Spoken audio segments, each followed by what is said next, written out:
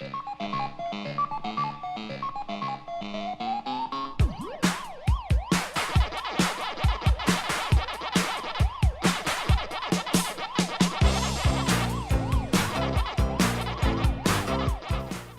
guys, MichaelBtheGameGenie here. Today on Game Genie Reviews, we're going to be celebrating the 40th anniversary of Pac-Man, because today we're taking a look at the 40th anniversary Pac-Man Arcade1Up.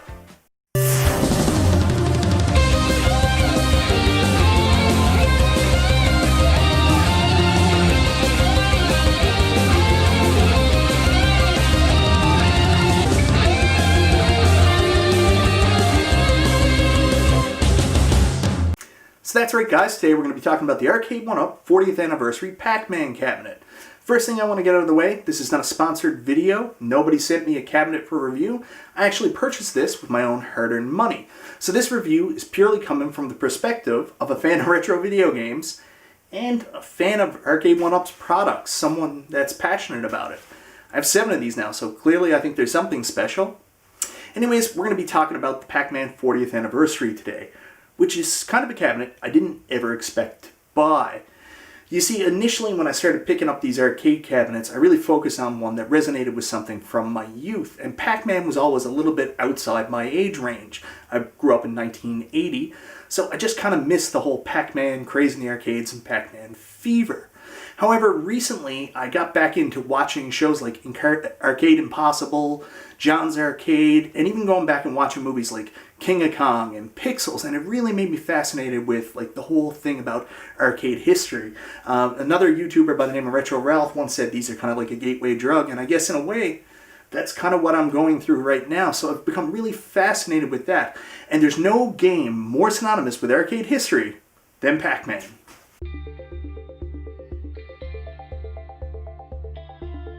First thing I want to talk about is the aesthetics, and when I originally saw this cabinet during Retro Ralph's CES coverage, I actually thought it was a miss. I've been extremely vocal speaking about how I prefer these cabinets to keep their original aesthetic, and the choice to change the side paneling from the familiar yellow to this wood grain take of the Cabaret cabinet with the original artwork didn't resonate with me initially. A big piece of my interest in these cabinets is in how they physically look, and I want that classic arcade look for these machines. I mean, if they are not going to look like the original cabinets, I could just go out and play them on a multicade or through many other ways. The draw of this cabinet, as it included both Pac-Man and Galaga, was too strong, and I decided I wanted to pick it up despite those reservations. In worst case scenario, I could always reach out to someone like Joe Szabo after the fact to get new side panel art. Well, now having this thing in person and in place in the arcade, I am actually kind of in love with it. The wood grain side panels actually look amazing, and as much as I thought the side art would clash with this initially, I was totally wrong and honestly can't see myself making any modifications. I really like the red pinstriping against the wood grain side panels and feel that it sets off the whole design. Much like Star Wars, this isn't the typical Arcade1Up form factor for a machine and actually goes back and recreates the original shape of the cabinet. One interesting piece of that is the control panel no longer sits on the outer sides of the cabinet, but has brackets on the side panels themselves for it to rest on, like Star Wars. The control panel itself is slightly different from the original cabinet to accommodate the other games on the cabinet, but still looks amazing and really accentuates the look of the entire cabinet. This is my second cabinet that comes pre-packaged with an Arcade1Up light-up Marquee, and I have to say I am a very big fan. The Marquee looks bright and clear and evenly lit throughout. What I like the most is how solid it is. These cabinets are designed to be solid throughout, and the back on the Marquee is still a solid piece of wood that allows you to put the long screws in and properly secure the cabinet. The front itself seems to be just a vinyl piece added on, and while it looks great, sometimes there can be some minor issues, like if you get extremely close on my Marquee, you may be able to notice some slight bubbling where the vinyl wasn't applied exactly like it should have, but honestly, it's not a big deal. Like I said, I am so far very impressed with these Marquees and eagerly awaiting Arcade1Up to release more of them for the older cabinets. Hurry up with the licensing, John D, so I can make my other cabinets look as great as this one. There are some complaints from others that I've seen online about the design that I want to address here. First of all is the marquee is a little farther back into the cabinet than most people would like. To me, this was purely a structural choice, as with the previous cabinets, that is where it would typically join at the top, and I'm no engineer, but I assume would allow for the greatest stability. The other reason I would assume is where the screen is recessed at a specific angle, moving the marquee out would create a more difficult viewing angle for taller individuals. Again, I'm just spitballing here and don't know why actually. But if it bothers you that much, Scott Evans from Arcade Game Factory has a replacement marquee that comes right out to the edges, so you can check that out. The next issue that people have mentioned is the design of the included riser, specifically where on the sides they did not extend the wood grain right down the full side and instead put it on the front and left the sides black with the 40th anniversary artwork on it. The complaint is that this creates a crisscross pattern that people think sticks out. I've always personally wondered why the graphic risers couldn't be an extension of the artwork on the cabinet, but honestly this doesn't bother me anymore. Realistically, as the arcade fills up, I don't see the side artwork as much and it's fine to me. Again, eventually someone will sell a vinyl replacement piece, and if it bothers you, you know what to do. Last thing I want to mention is the 40th anniversary branding on the riser, and something about that just gives me the warm fuzzies about celebrating 40 years of one of the most influential and important video games of all time. Honestly, I think that branding is just the best. So obviously, as Pac-Man collectible, this thing looks amazing, and I'm so happy to finally have that Pac-Man marquee shining in my arcade. But what about the games? Clearly, I'm a kid who grew up in the arcades of the late 80s, early 90s, and I might not have the same nostalgia for the games included on this arcade that others would. So if you're like me, what are the games included, and most importantly, are they fun? So the Pac-Man 40th Anniversary Arcade has one of the biggest selections of games at 7 for the 3/4 scale stand-up cabinets, next only to the Atari 12-in-1. Before anyone gets too excited, they're mostly all Pac-Man style games outside of Galaga, so if Pac-Man isn't your jam, the surplus of games might not be all that beneficial to you. All 7 of the games are displayed on a beautiful vertical BOE monitor, which has been the standard since Wave 3 and a big upgrade over the initial releases. This is actually my first cabinet with a vertical monitor personally, and I have nothing but positives to say about it, and I'm excited to get more cabinets with the monitor in this style. The screen just seems so much bigger. The graphical interface when you load up the cabinet is beautiful. While similar to the one they used for the cocktail cabinet, they also included the new 40th anniversary branding, and honestly, it's beautiful. When you go into a game, you may notice something right away. While the game is almost perfect, something just seems off.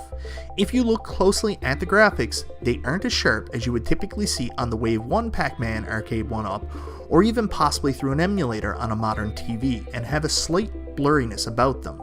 John D. himself was recently on the 1UP Weekly with Retro Ralph and Console Kids and explained that they chose to use a filter to try and emulate a blown out CRT look. Personally, I think filters are cool, but I like the choice of using them and honestly mostly leave them off, but after a slight period of looking at it, you don't really notice it anymore. The second issue some people have pointed out is that the gameplay itself doesn't fill up the entire screen, and there are small black bars at the top and bottom of the screen. John D. also explained this as well and stated that it's to keep the original aspect ratio, and that makes sense to me, and if someone hadn't pointed it out, I'm not sure I would have even noticed it. This cabinet also includes stereo speakers below the marquee, and I am so happy with this design change, as I have never personally liked having the mono speaker directly on the control deck. The sound on this cabinet is clear and very, very loud. I know a lot of people have mentioned the volume issue in their reviews, but it's not really an issue for me. I like to have all my cabinets on, and honestly, it gets kinda drowned out anyways with all the other cabinets going. Maybe if this was the only cabinet I had, I would be more bothered by the volume, but it's not really a big issue for me. Now with all of that out of the way, let's talk about the included games. First of all is Pac-Man, and guess what? It's Pac-Man. Honestly, I was born in 1980, so Pac-Man was just a little before my time, and I kinda missed the Pac-Man Fever in the arcade. So when I ordered this, I wasn't sure how much I would enjoy Pac-Man, as I was always just sort of interested in it previously, but Honestly, I have come down with the Fever, and this is quickly becoming my go-to game in the arcade. I'm still pretty terrible at it, but I'm having a blast learning the patterns and how to get the ghosts to work the way I want them to, so I can max my points out per board. But to be honest, I still have a lot of work to do. Next up is Pac-Man Plus, and well, it's Pac-Man again. Just faster, much faster, and the background is green. I like it a lot, but I think I want to get better at Pac-Man itself before I put much more time into this one.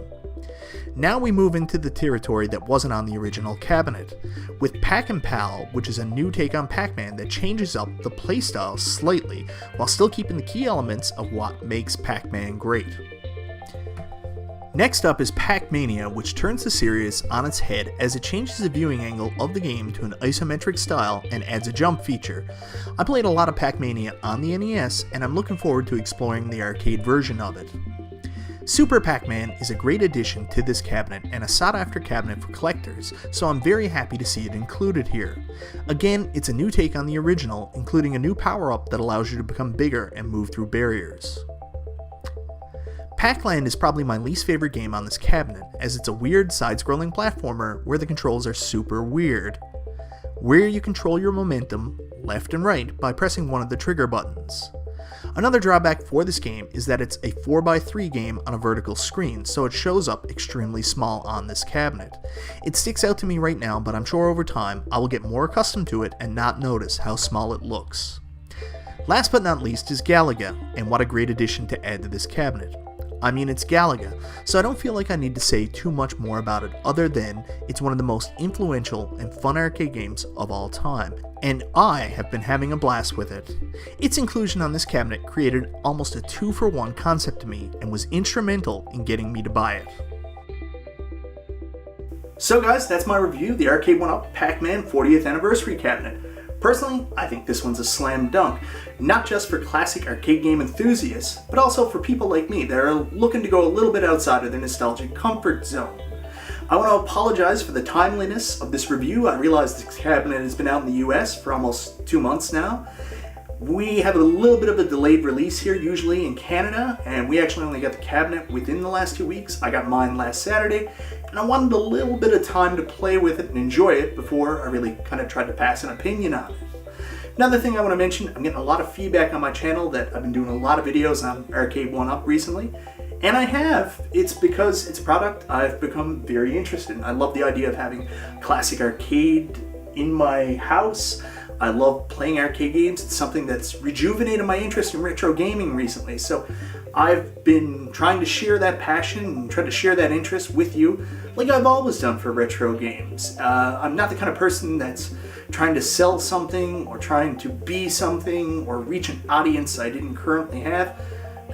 I don't think I'm that guy. If I come across that way, I apologize, but I'm just someone who's passionate about this.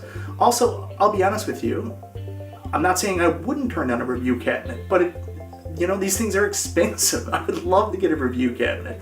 That would be amazing, but I would also be very clear about this. I received this cabinet for review. I think it's important that we're transparent about that stuff. And so far, I have 7 of these. I bought them all out of my own money because I really like them. And then I try to turn around and share that with you guys. So thank you very much for watching. I hope you have enjoyed this review. This is Michael B. the Game Genie, and I'll talk to you next time.